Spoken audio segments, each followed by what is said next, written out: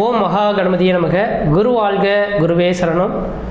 ஆன்மீக அன்பர்கள் அனைவருக்கும் இனிய தைப்பொங்கல் திருநாள் நல்வாழ்த்துக்கள். நம்ம இந்த வீடியோ மூலியமாக 2024ஆம் ஆண்டிற்கான தை மாத ராசி பலன்களை பார்க்க இருக்கிறோம்.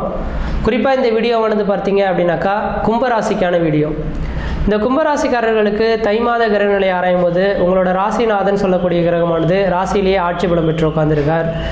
இந்த ராசிநாதன் தன் ராசியிலேயே ஆட்சி பலம் பெறுறது விசேஷமான ஒன்று தானா அப்படின்னாக்கா எனக்கு தெரிஞ்சாலும் அந்த அளவுக்கு விசேஷமான அமைப்புகள் கிடையாது. எல்லா ராசிக்காரர்களுக்கும் தன் ராசிநாதன் ராசியில் வந்து உட்காந்துருக்கக்கூடிய காலகட்டத்தில் யோகமான பலன்களை கொடுக்கும்னு சொல்லுவாங்க. ஆனால் இந்த மகரம் கும்பராசிக்காரர்களுக்கு மட்டும் அது 7 சனிக்கான காலகட்டங்களாக இருக்கும்ன்றீங்க. ஏன்னா இவன் கர்மக்காரகன் சனி அல்லவா, முன்ஜென்ம பாவ புண்ணியங்களை அளந்து அதுக்கான ஒரு பலன்களை கொடுக்கறது தான் இவனோட வேலை. அப்போ ஜென்மத்தில் சனி வரக்கூடிய காலகட்டத்தில் உங்களுக்கு 7 சனியின் காலகட்டங்கள், அதுலேயும் ஜென்ம சனி காலகட்டங்கள் அப்படின்றீங்க. இந்த நேர காலகட்டம் வரலுமே, இந்த 2023 டிசம்பர் வரலுமே உங்களுக்கு பெரிய லெவலில் கும்பராசிக்காரர்களுக்கு பிரச்சனைகள் இருந்திருக்காது. ஆனால் இந்த 2024 ஜனவரியிலேருந்து பார்த்தீங்கன்னாக்கா கொஞ்சம் கொஞ்சமாக ஒரு சில பிரச்சனைகள் வரதுக்கான வாய்ப்பு உண்டு. அதனால என்ன பிரச்சனைகள் இந்த வருதோ அதுக்கு தகுந்த மாதிரியான அதுக்கு சால்வை நோக்கி நீங்கள் போகிறதா விசேஷத்தை கொடுக்கும். அதனால எனக்கு தெரிஞ்சளவு ஆணித்தரமாக சொல்ல விரும்புகிறேங்க, இந்த கும்பராசிக்காரர்கள்லாம் இதுக்கு முன்பாக ஜோதிட நோட்டை எடுத்து உங்களோட சுய ஜாதத்தை பார்த்தீங்களோ பார்க்கலையோ தெரியாது.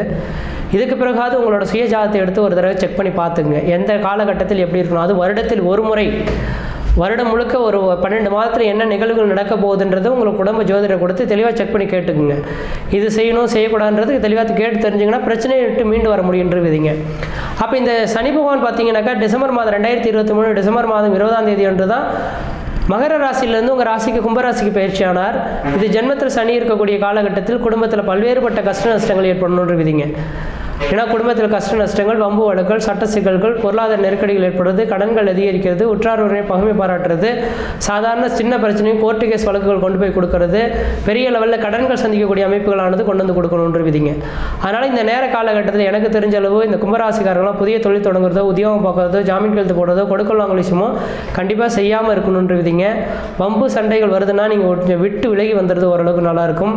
இன்றைய தேதியிலிருந்து எனக்கு தெரிஞ்சாலும் இன்னொரு 5 வருட காலகட்டத்துக்கு தொடர்ச்சியாக சாயந்தர வேளையில் 5:30 மணிலேருந்து 6:30 மணிக்குள்ளார விநாயகருக்கு தொடர்ச்சியாக விளக்கு போட்டிங்கனாக்கா மழை போல் வரக்கூடிய பிரச்சனைகளானது பனி போல் விலகுன்றிருவீங்க. அதனால் இந்த கும்பராசிக்காரர்கள் கொஞ்சம் எச்சரிக்கையாக இருக்கக்கூடிய காலகட்டமாகவே இந்த மாதம் மட்டும் கிடையாது, இன்னும் ஒரு 2 வருட காலகட்டத்துக்கு எச்சரிக்கையாக இருக்கக்கூடிய காலகட்டமாக இருந்துட்டு இருக்கிறத பார்க்க முடியுதுங்க. அது மட்டும் போதாது, இந்த நேர காலங்களில் ராசிக்கு 2ஆம் இடத்துல ராகு பகவானும் 8ஆம் இடத்துல கேது பகவான் இருக்கிறதுனால 2ஆம் இடம் தனம், வாக்கு, குடும்பம், கல்வின்னு சொல்லக்கூடிய அமைப்புங்க. அப்போ தனஸ்தானத்தில் ராகு இருக்கிறனால வரவுக்கு மீறிய செலவுகளும் கடன்கள் சந்திக்கக்கூடிய காலகட்டம் உருவாகும். குடும்பத்தில் அவ்வப்போது சண்டை சச்சரவுகள் ஏற்படலாம், பொருளாதார நெருக்கடிகள் ஏற்படலாம். குடும்பத்தில் சண்டைகள் வந்தால் கொஞ்சம் விட்டு கொடுத்து போய்க்கிறது ஓரளவுக்கு நல்லாயிருக்கும். பணத்தட்டுப்பாடானது கொஞ்சம் வர்றதுக்கான வாய்ப்பு உண்டு. உங்களுக்கு இந்த நேர காலகட்டத்தில் பார்த்தீங்கன்னாக்கா உங்களுக்கு ஒரு மாதத்துக்கு இன்றைக்கி 10,000 தான் சம்பாதிக்கிறீங்க அப்படின்னாக்கா அதுக்கு தகுந்த மாதிரி செலவு செய்ய கற்றுக்குங்க. இல்லை செய்து தான் தீரணுன்ற மாதிரி கடன் வாங்கி செய்தீங்கன்னா கொஞ்சம் கொஞ்சமாக கடன்களானது பெரிய லெவலில் கடன்கள் ஏற்படுறதுக்கான வாய்ப்பு உண்டு. ஆனால் ஒரே ஒரு விஷயங்கள் மட்டும் பார்த்தீங்கன்னாக்கா உங்கள் ராசிக்கு பார்த்தீங்கன்னா 11ஆம் இடத்துல இந்த குரு பகவான் பார்க்க இருக்கனால இந்த நேர காலங்களில் புதுசாக வீடு மனை வாசல் வாங்குவதற்கும், வீடு மனை வாசல் கட்டுவதற்கும், குடிபெயர்த்துக்கும், குலதெய்வத்துக்கு செய்ய வேண்டிய சடங்குகள் செய்கிறதுக்கும் ஒரு உன்னதமான காலகட்டமாக இருக்குது. அதனால் இந்த நேர காலங்களில் அழியோ சொத்து சேர்க்கை ஏற்படுறதுக்கான வாய்ப்புகளும் இருக்கிறத பார்க்க முடியுதுங்க. அதனால் வீடு மனை வாசல் வாங்கணும், வீடு மனை வாசல் கட்டினா கண்டிப்பாக லோன் போட்டு வீடு மனை வாசல் வாங்கி கட்ட தொடங்கிடுங்க. ஏன்னா 7 சனி காலகட்டத்தில் கண்டிப்பாக கடன் வாங்கியே தீரணுன்றீங்க. இந்த நேரத்தில் அழியோ சொத்துக்கள் மேலே நீங்கள் போட்டிங்கன்னா என்னடா மிச்சம்னாக்கா வீடு கட்டினேன் கடன் வந்துருச்சு அப்படின்ற மாதிரி உட்காந்துடலாம். இல்லை அப்படின்னாக்கா நீங்கள் எதுவும் சுப செலவுகள் செய்யாமல் விட்டுட்டீங்கன்னாக்கா மருத்துவ செலவுகள் கூடறதுக்கான வாய்ப்பு உண்டு, பிறைய செலவுகள் ஏற்படுறதுக்கான வாய்ப்புகள் இருக்கிற மாதிரி இருக்குங்க. அதனால் கும்பராசிக்காரர்களாம் எனக்கு தெரிஞ்சளவு கொஞ்சம் உங்களோட கடன்களை நீங்களே கொஞ்சம் உயர்த்திக்கிறது ஓரளவுக்கு நல்ல பலன்களை தோன்றிருந்தீங்க. யாருக்கிட்டையுமே ஏற்றுன்னு பேச வேண்டாம், அவன் செய்த செயல் அவனே அனுபவிப்பான் அப்படின்ற மாதிரி நீங்கள் விட்டுட்டு வர்றது ஓரளவுக்கு நல்லாயிருக்கும். இல்லை நான் அப்படி தான் இருப்பேன் அப்படின்ற மாதிரி ஏற்றுன்னு பேசிங்கன்னா சாதாரண பிரச்சனையும் பெரிய அளவில் பாதிப்புகள் தரும். அதே வேளையில் பார்த்தீங்கன்னாக்கா இந்த நேர காலங்களில் ராசிக்கு 7ஆம் இடத்தில் குரு பகவான் பார்வைப்பட இருக்குங்க. உங்கள் ராசிக்கு 3ஆம் இடத்துலேருந்து 7ஆம் இடத்துக்கு பார்க்கறனால 7ஆம் இடமானது கலஸ்திரஸ்தானம், திருமணஸ்தானம் அப்படின்றனால திருமணமாகாத நபர்கள் யாராக இருந்தாலும் தயவுசெய்து சொல்ல வரங்க, இந்த தை மாதத்துலேருந்து சித்திரை மாதத்துக்குள்ளாக திருமணத்தை முடிச்சுக்கிறது உங்களோட அறிவின் திறமை.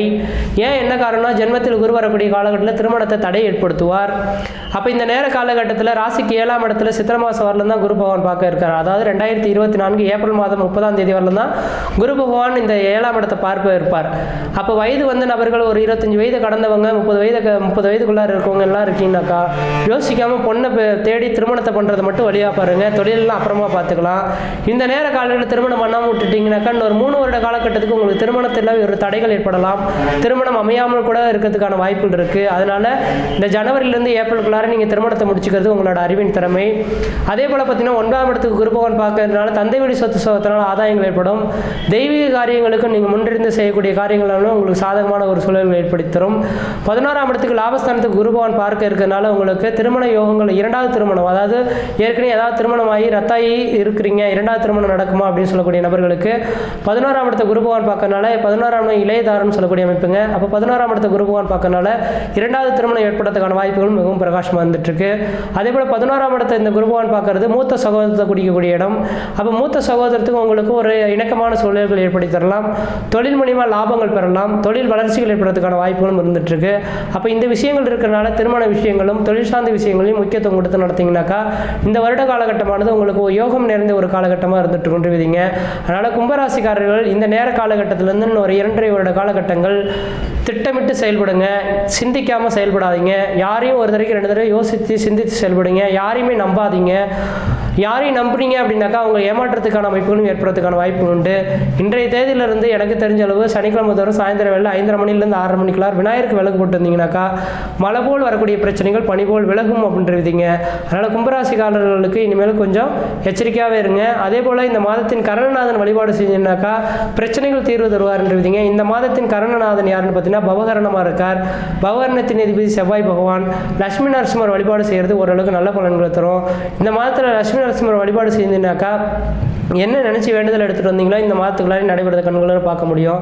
மற்ற விதத்தில் உங்களுக்கு எந்த விதத்தையும் தோஷங்கள் பாதிப்பு கிடையாது. எனக்கு தெரிஞ்ச அளவு இந்த தை மாதத்தில் வாய்ப்பு கிடைச்சா திருமணமாகாதவங்க திருமணத்தை ஏற்படுத்திங்க. குழந்தை பேர் இல்லாத நபர்கள் ஒன்று சேர்ந்துருந்தீங்கன்னா குழந்தை பேர் உருவாத்துக்கான வாய்ப்பு உண்டு. தெய்வீக கோயில்களுக்கு போயிட்டு ஒரு தீர்த்த யாத்திரைகள் போயிட்டு வரதுக்கு ஓரளவுக்கு நல்லாயிருக்கும். குடும்பத்தில் ஏதாவது சுப நிகழ்வுகள் சுபகாரியங்கள் செய்யணும்னா செய்துக்கிறது ஓரளவுக்கு நல்லாயிருக்கும். மூத்த சகோதரத்தினால் ஆதாயங்கள் ஏற்படுறதுக்கான வாய்ப்பு உண்டு. இளைய சகோதரத்தினாலே உங்களுக்கு பக்கத்துணையாக இருக்கிறதுக்கான வாய்ப்பு உண்டு. அவங்களாம் முன்னெடுத்து நீங்கள் செய்தீங்கன்னாக்கா எதிர்பார்த்த காரியங்களும் உங்களுக்கு வெற்றி பெறக்கூடிய அமைப்புகள் உருவாகுன்றீங்க. மற்ற விதத்தில் எந்த தோஷங்கள் பாதிப்பு கிடையாது. சிறப்பாகவே இருப்பீங்க, ஆயுள் திருப்பமாக இருப்பீங்க. நன்றி, வணக்கம்.